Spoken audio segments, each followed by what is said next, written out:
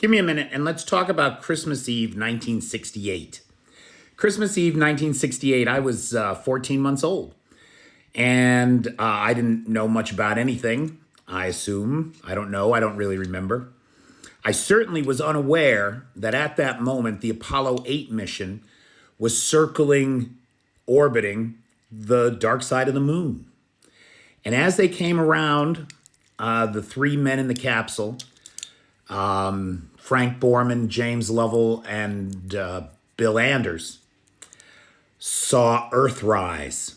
Some of the first guys to ever see the Earth rise over the moon. Some of the first human beings to ever escape the inexorable pull of gravity of our Mother Earth. And in that moment, Bill Anders grabbed his camera and he snapped this picture. And in that moment, our entire perception, the perception of the entire species changed.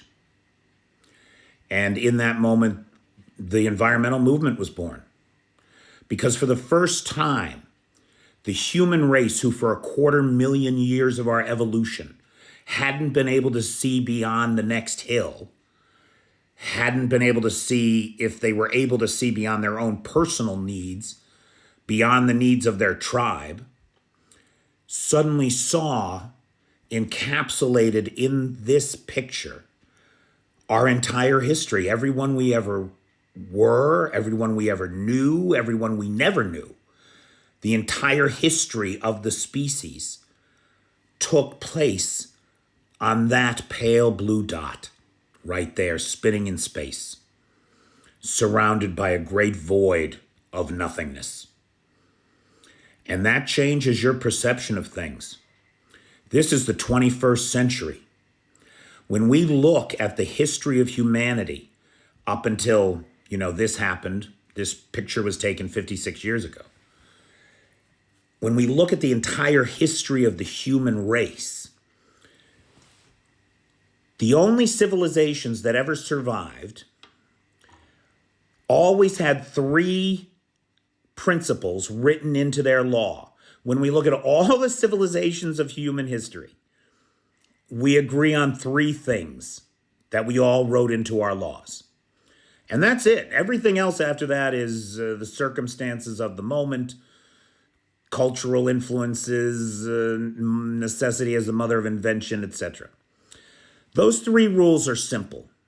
Do not unalive, do not steal, do not lie. That's it. Those are the only principles we all agree on. And the reality is that any society that tries to base itself on unaliving, lying, and theft is doomed.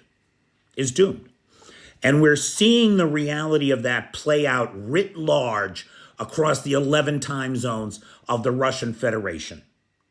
We were treated in the Tucker Carlson interview to a half an hour of revisionist history of a pack of lies blathered by an old crazy person, a megalomaniacal genocidal lunatic, hell-bent on resurrecting the shadow of the failed notion of 18th century empire for the purposes of elevating himself in glory.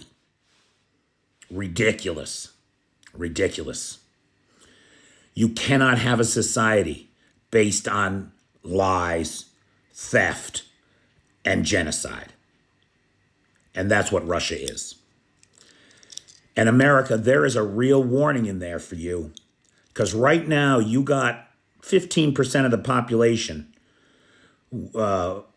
worshiping Mango Mussolini there, who does nothing but lie and steal, and who has expressed his desire to take the next step and eliminate his political opponents and anybody who disagrees with him. No, it can't be allowed. And it doesn't even matter, because when you have a society based on these things, it fails. And we're seeing Russia fail. We don't have to do anything to ensure the failure of Russia. They're doing a great job all by themselves. All we have to do is support Ukraine. And unfortunately, right now in the United States, there are some people who are embracing this notion of lies and theft as a way of life. And we know who they are. They are the maggots. They are the maggots. And just like their namesakes, they are feasting on the rotting flesh and open wounds in our political discourse that have been created by the fire hose of Russian disinformation. Make no mistake. The cancer, the corrosive influence of Russia's lies on our political discourse is what opened those wounds in the first place to give the maggots that rotting flesh to feast upon.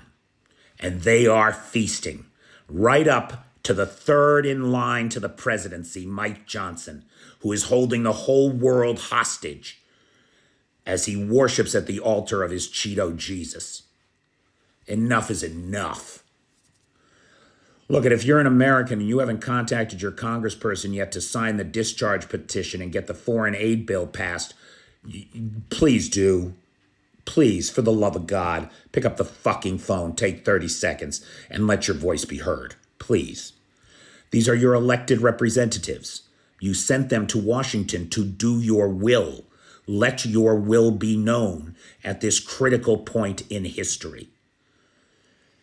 I want to say one other thing here. As an American, it's easy to be an American. All you have to do is believe that everybody's created equal and entitled to equal protection under the law. And frankly, to be a citizen of the world these days, of the 21st century world, I think you have to believe in those things too. And if people come along talking about other people not having a right to exist or not exactly being equal to you or not deserving of the same rights you have, I'm going to suggest to everybody that you stop listening to those people, that they don't buy into the basic principles of what it means to be a citizen of the world in the 21st century.